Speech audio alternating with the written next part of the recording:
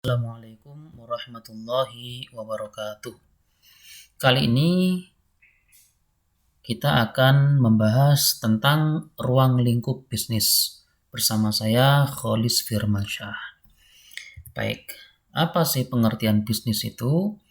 Bisnis merupakan suatu organisasi yang menyediakan barang dan jasa yang bertujuan untuk mendapatkan keuntungan.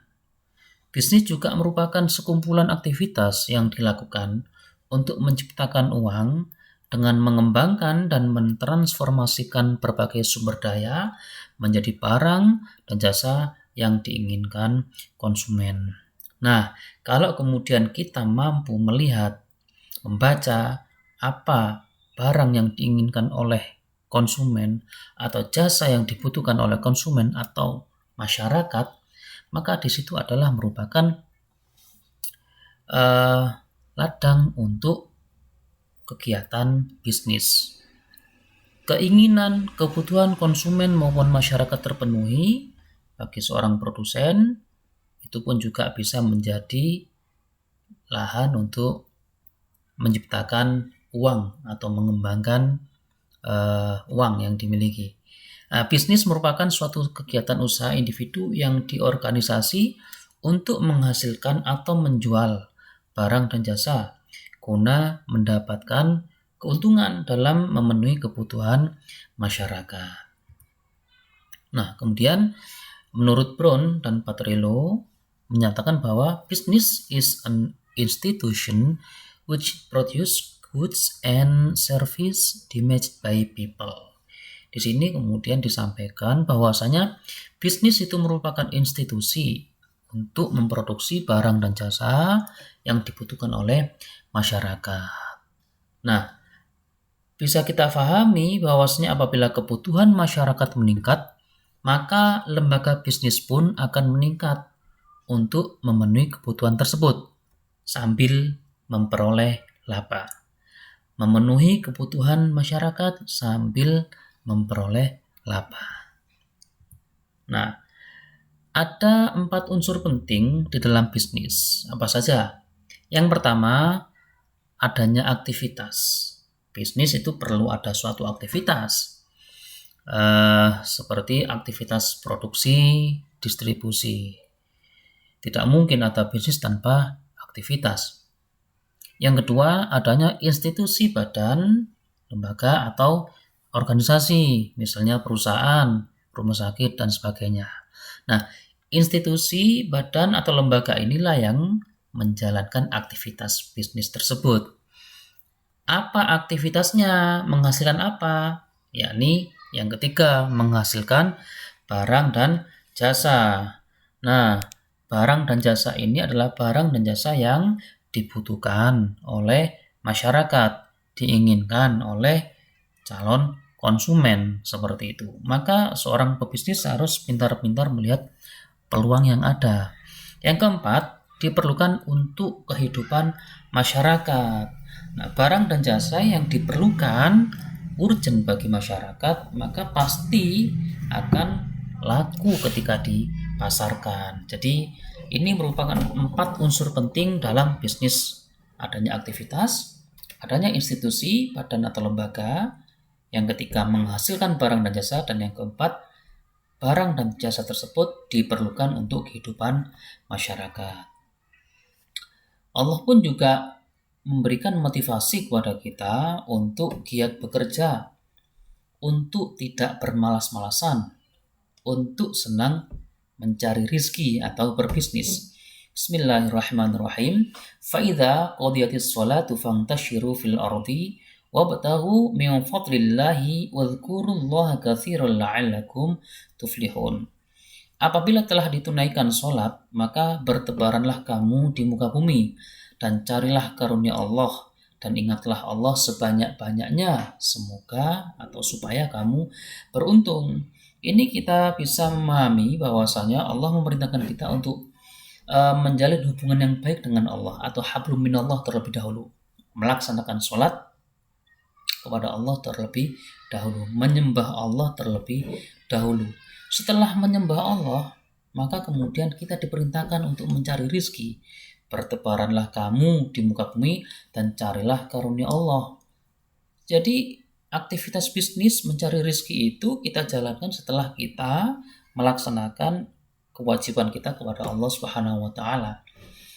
Dan kemudian selama mencari rezeki atau berbisnis itu kita diperintahkan untuk memperbanyak mengingat Allah Subhanahu wa taala agar beruntung. Ini adalah ayat yang mengandung motivasi kepada kita sebagai umat Islam untuk giat bekerja atau mencari rezeki.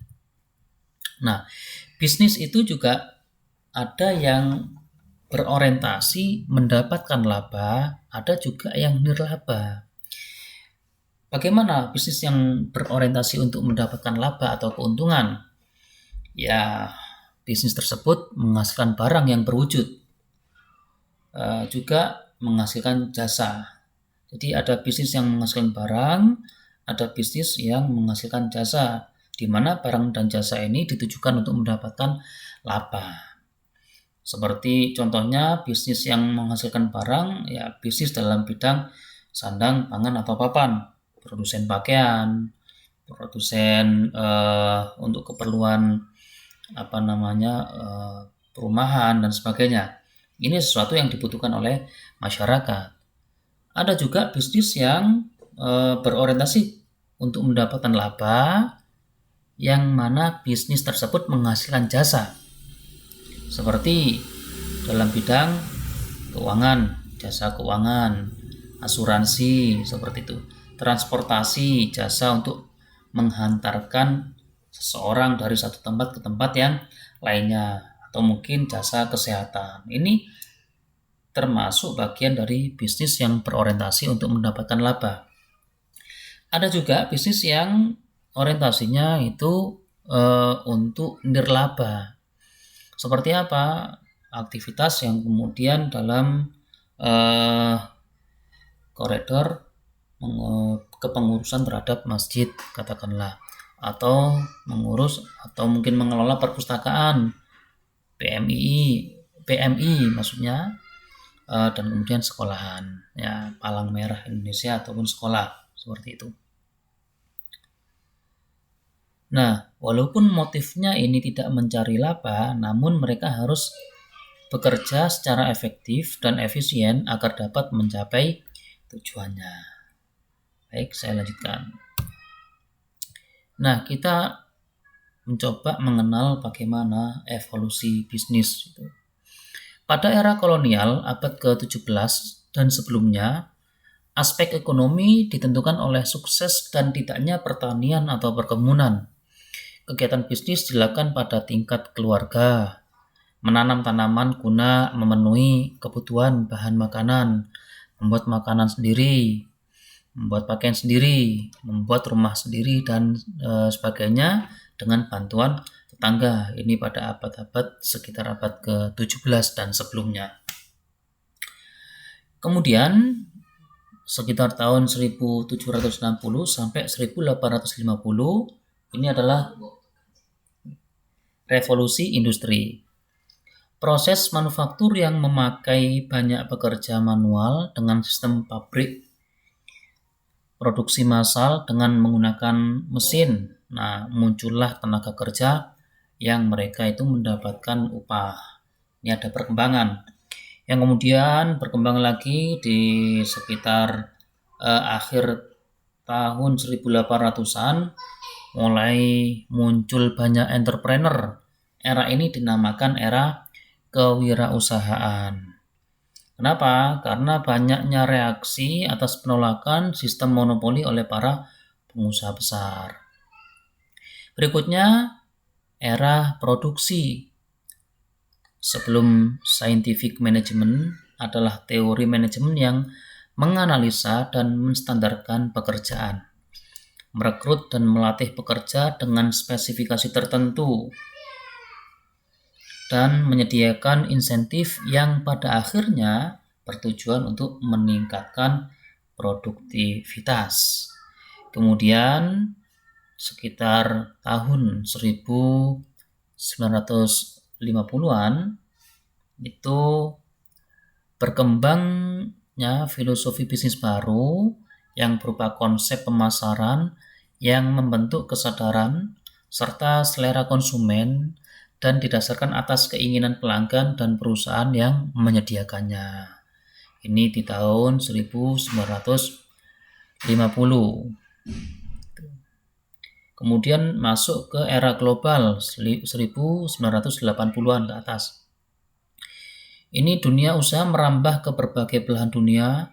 Karena apa? Sudah mulai mudahnya transportasi untuk transportasi antar negara dan mulai majunya teknologi komputer, sistem informasi, sistem produksi, serta semakin efisiennya sistem distribusi dan pembiayaan internasional. Ini masuk ke era-era global. Yang kemudian masuk ke era informasi tahun 1900-an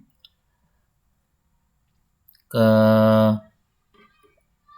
di era 1900-an ini akibat tingginya pengguna internet yang memudahkan perdagangan di semua sektor perekonomian serta menjadi sarana yang mudah dan cepat dalam proses bisnis. Dan hingga sekarang kita sudah memasuki era revolusi industri 4.0. Sekian dari saya. Wassalamualaikum warahmatullahi wabarakatuh.